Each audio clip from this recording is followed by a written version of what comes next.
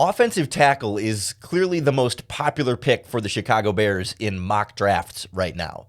But it's the defensive line that remains the biggest need entering the NFL draft.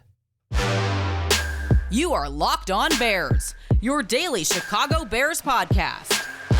Part of the Locked On Podcast Network, your team every day.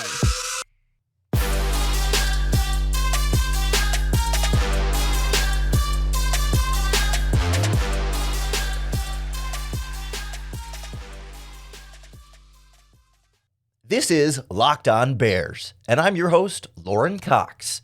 I'm here to bring you your daily, in-depth Chicago Bears news and analysis. You can follow me on Twitter at CoxSports1. You can follow the podcast on Twitter at Locked On Bears. You can like Locked On Bears on Facebook. Join the Locked On Bears Facebook group for even more Bears talk. And be sure to subscribe to the Locked On Bears YouTube channel to keep up with all of our video podcasts as well. Thanks for making Locked On Bears your first listen today. We're part of the Locked On Podcast Network, your team every day. And on the show today, we look at the Bears' needs heading into draft day and how the Bears need to fill certain positions in the NFL draft and why the defensive line is the biggest need and therefore should be the biggest priority. That doesn't mean you have to draft one with the 9th overall pick, but should be a bigger focus even than offensive line. We'll look at specifically where and why the need is stronger on the defensive line with the edge rusher position and the interior defensive line positions compared to the offensive line, which has some need and has some holes there. It's not about one not being a need. It's about which one is a little bit larger. And when I look at this Bears depth chart as it stands right now, where Ryan Poles has come out and said, yeah, basically, free agency has reached the point where we're not going to find massive talent upgrades. It doesn't mean they're not going to sign anybody else between now and draft day, but they talk about free agency now at NFL owners meetings this week that they're not going to find starters in free agency. They're not right now. They're not going to find, big time week one guaranteed playmakers anymore. There might be guys after the draft that they circle back around to sign, but he's saying basically the good players are going to wait till after the draft. The players we could sign now and may still sign now will be more like backups and rotational pieces. So that leaves the NFL draft as their main tool to fill needs on this roster. And so, okay, where are the biggest needs then? And for me, it's got to be the defensive line. And we'll talk more specifically about offensive line and right tackle. And I understand why, certainly in the mock drafts, right, it's usually an offensive tackle with the 9th overall pick. Any position that's closer to Justin Fields in terms of proximity, I think will always be one that gets a slight priority. But if you look at the edge rusher group for the Bears right now, it's Trevis Gibson and Dominique Robinson. They signed DeMarcus Walker from the Tennessee Titans, who has played some edge before and was listed on many free agent ranking sites as an edge rusher, but we saw in Tennessee, he played the 3-technique interior defensive tackle spot, and the Bears have more or less, not only said he's only going to play there, but the idea is that he is more of an interior player for them than he's not going to be an every down defensive end. He's going to be more so a defensive tackle who you can play at the exterior, outside spots there if you need him to, but that doesn't sound like it's going to be his full-time home with the Bears. He is versatile, and that's valuable, but you're looking at Trevis Gibson and Dominique Robinson as your two starting defensive ends as it stands right now. That is not expected to be how it stands entering training camp or week one, but the draft is kind of the big place to upgrade that. And I think as you look at the talent on the roster right now, that's got to be the big need, especially when you combine it with the interior, which we'll talk about in a little bit here. Dominique Robinson had some flashes this past season as a 5th-round rookie who's just learning how to play defensive end, but he's nowhere close to ready to start. I think that's a pretty universal opinion. We like Dominique Robinson. We think there's a lot of potential there and growth and reasons to be optimistic about his future, but right now, he's not a starting caliber defensive end in the NFL. He would be very valuable as a rotational piece in there and can provide some value there, but in order for that to be the case, he needs to have starting players ahead of him. I also don't think right now Trevis Gibson Is he a starting caliber defensive end? I mean, it depends how you want to define starting caliber. Like for example, last season, he was not the week one starter at defensive end. He did not become a starter until Robert Quinn was traded. They brought in Al-Quadin Muhammad. We saw how terrible Al-Quadin Muhammad was for a lot of the season, and they still started him over Trevis Gipson up until Robert Quinn was traded, and then Gipson was put into the starting lineup. And in the starting lineup, I didn't think he was that good. It wasn't terrible by any means. This is not a trashing Trevis Gipson segment by any means. Like there's still upside there. There's still value. I mean, the kid's 25 years old, and he's played maybe just over 1,000 snaps in his NFL career. Like, he is not the full Trevis Gipson of what he's going to be, in his absolute peak in the NFL. He's still going to get better. But to me, last season, he played like, how about this? He played like the worst starting defensive end, which is like not terrible. He still played like a starting defensive end, but like the worst starting defensive end. So like not quite starting caliber, but not terrible either. A guy who would be a great option as your number 3 defensive end, who plays a lot and rotates in a lot. And it's kind of how he started the season last year. He was a number 3 behind Al-Quadin Muhammad and Robert Quinn. Ideally, you have defensive ends who are better than Al-Quadin Muhammad and maybe even Robert Quinn to make him more of a 3 as opposed to a true like functional, like splitting the starting role with Al-Quadin Muhammad for a lot of that time last season. But regardless, like, he's not so good that he's a starter. Like, can you get away with it? I mean, you're struggling a little bit if you are. It's not the end of the world if he's a starter, but really you should have 2 better starters than Trevis Gipson if you want your defensive line to be taken seriously or to be anything close to a potential strength and not a massive weakness on this team. So that means maybe drafting 2 defensive ends in this draft. Maybe you take one in the first round, or maybe you take one in the second and one in the fourth, getting a couple of different options in there to give them some more depth, and maybe sign a free agent also at some point too, still out there and available, just to give you some extra bodies, some extra experience, some extra depth at that position. So you don't have to rely on either Gipson or Robinson to play a starter's share of the reps, and then you can have them compete and see ultimately how the playing time is going to play out from there. I also think you need to draft at least one defensive tackle, an interior defensive lineman. And I think in an ideal world, you draft 2 of those too, in addition to potentially 2 edge rushers. So we'll look at we'll assess the need on the interior of the defensive line position, and then kind of compare the size of this need compared to the size of offensive line and some of the other needs on this Bears roster next on Locked On Bears. The Locked On Bears podcast is brought to you by BuiltBar, the world's best tasting protein bars. And right now, we're trying to figure out which Built Bar is the best tasting Built Bar with their Built March Madness bracket. You get to vote on your favorite flavors and see who is the Built, or I guess which is, they're not people, which is the ultimate flavor. The bracket is advanced to the second round of voting.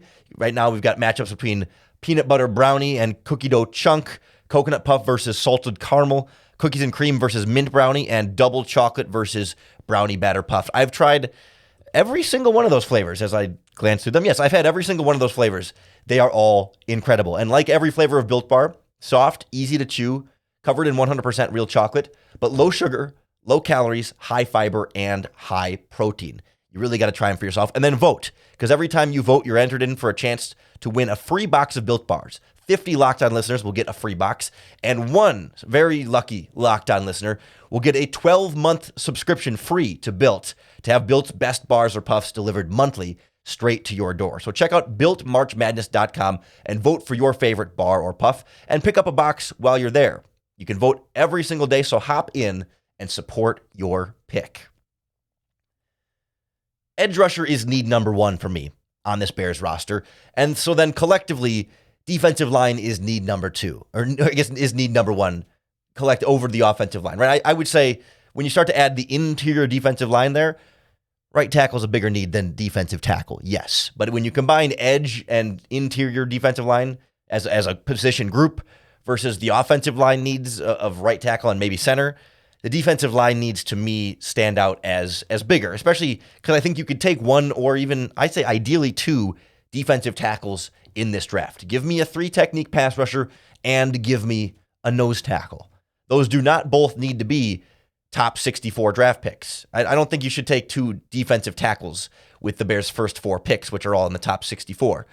But I would definitely take one. I would take one in that range if the right one is on the board, and I would take a second one on day 3 of the draft. Because you look right now at the Bears' defensive line.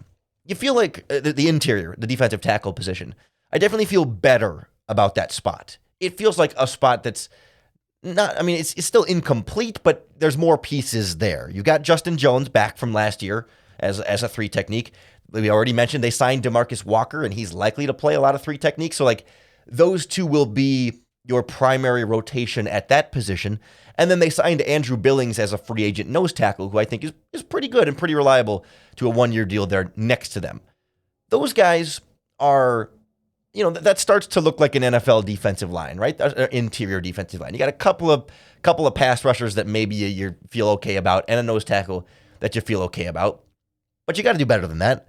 And also, none of those guys to me are locked in as long-term pieces. And that's the other side of the draft that, because we're talking so much about need for the Bears, we think a lot about, okay, what do they need to plug in this year? But you also have to think about, what do they need next year and the following years, for the next 5 years? Where do they have pieces that are long-term, and where do they have pieces that are short-term? And even the brand new free agent signing, DeMarcus Walker, to me is a little bit more of a short-term piece. Yes, he's 28 years old, so he's not old by any means, and he signed a 3-year, $21 million contract. The Bears did not sign him, I think, intending for him to only be a short-term piece. They would like him to be a long-term piece, but my point here is that the contract, while it does have a significant amount of guaranteed money, is flexible enough that they're protected if things don't work out. Again, I'm not here to I don't want to trash or poo-poo on it or cast doubt on or just be the negative Nancy about a free agent signing. But you look at DeMarcus Walker this last season in Tennessee, career best 7 sacks. Okay, if you can get that in Chicago for the next 3 years, great, worth every penny of that $21 million. The rest of his career, he had 1 sack, 4 sacks, 4.5 sacks, and 2 sacks. And then it jumped up to 7 this last year, which is great. But do we know that we're going to get the 7-sack guy this year? Or could we get the 4.5 sack guy this year? This year was his first season ever playing a full 17 games. Maybe it's just an injury thing. And not even that, is he good enough to get 7 sacks, but can he stay healthy enough to get 7 sacks? My point being, you could see a scenario where, as with every free agent, maybe it doesn't pan out. Maybe he isn't as good as they thought he would be. And maybe, I think there's just some risk there, right? With any free agent, there's risk. You don't know exactly what you're going to get and how reliable and what production you're going to get. And there's a chance maybe it doesn't work out. And DeMarcus Walker's contract, as it stands right now, has $15 million guaranteed, but only $10 million guaranteed at signing. So he's for sure locked in this season. But another $5 million of his contract doesn't become guaranteed until next March. It's the 3rd day of the league year of 2024. And so they could cut him before that date and save $4 million on the salary cap space after 1 year of his contract, right? It's a 3-year deal with a lot of guaranteed money, but really the Bears can cut him after 1 year if they want, and it's really easy to cut him after 2 years. So it's really like 1 year at a time for the Bears. If Walker plays well, of course they'll keep him. It'll be a good price. You're happy with him. If he doesn't play well, the Bears could easily cut him after 1 season and only have about $4 million of dead cap space as a result. So he's not here. He's not guaranteed to be here more than 1 season. You hope he is, but not guaranteed to be here more than 1 season. Justin Jones will be a free agent next year, and I didn't think he was that great this past season. Maybe in a reduced role this year he can do more, but didn't look to me like a guy that's going to be a long-term piece in Chicago. And then Andrew Billings is a 1-year deal on a nose tackle. So there's a pathway here, or the possibility that all 3 of those guys, if the Bears wanted to, could be gone after this next season. And so to me, there's a real need there to draft defensive tackles, get guys that can be long-term pieces. And also just because I don't think Justin Jones is great. I have questions about Walker, and Billings is good, but nose tackle. Let's get another one. Let's get some more upside there. He's kind of a journeyman guy who can fill in there and you can feel good about, but not absolutely be in love with. So go get me one of those, one defensive lineman, one defensive tackle for sure, to go with hopefully 2 defensive ends. And maybe in the later rounds of the draft, you can grab another defensive lineman. Give me 4 rookie defensive linemen out of this draft, the same way that the Bears addressed offensive line last year with, Yeah, 3 of them were later round picks, but if I can get 4 defensive line, the same way the Bears got 4 offensive linemen last year, I would feel a lot better about this Bears defensive line. I feel like, okay, you're getting close to a competent group there that you feel like you can get by with this upcoming season and hopefully continue to grow and develop with all those young guys getting better throughout their NFL careers. I don't want that to distract from the very real need in the offensive line, and I'm certainly here. I certainly am open to the argument that right tackle might be a bigger need than edge rusher. But I'm not totally sold, and we'll kind of compare, right? Why I think defensive line is a bigger need than offensive line by looking more closely at the offensive line next on Locked On Bears. The Locked On Bears podcast is brought to you by FanDuel, America's #1 sportsbook. Because right now, FanDuel is giving new customers a no-sweat first bet up to $1,000. So if your first bet doesn't win, they'll give you up to $1,000 back in bonus bets. Just go to FanDuel.com/lockedon and sign up today to claim that no-sweat first bet.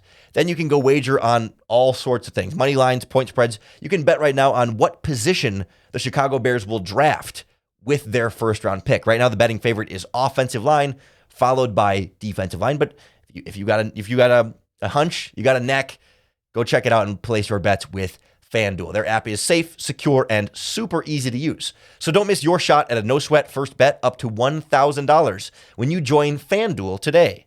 Just go to FanDuel.com/lockedon to sign up. Make every moment more with FanDuel, an official sports betting partner of the NFL and NBA.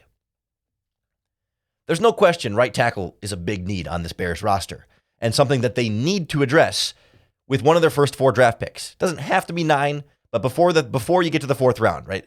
They have 4 picks in the top 64. Right tackle needs to be one of them. But the Bears do have some sorts of options at right tackle that, worst case scenario, if somehow, some way you get through this draft and don't take a right tackle, I would prefer that to getting through this draft and not drafting an edge rusher. Because, okay, if you don't draft a right tackle, there's the possibility that Tevin Jenkins ends up there and gets back to the position the Bears originally had drafted him at. Not this GM, but still the position he played in college. Like, there's a certain level of trust with Tevin Jenkins. It's not ideal, but there's a certain level of, okay, you're not panicking if Tevin Jenkins is your week 1 starting right tackle. It's maybe not what you want, but you're not panicking there. You do also have Larry Borom and Alex Leatherwood, both who have started games at right tackle in the NFL, but you don't love, and you don't want that to be your plan A.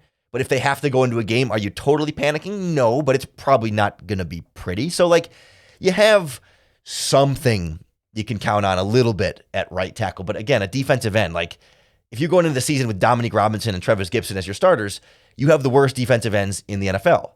If you go into week 1 with Tevin Jenkins as your starting right tackle, I don't know that you have the worst right tackle in the NFL.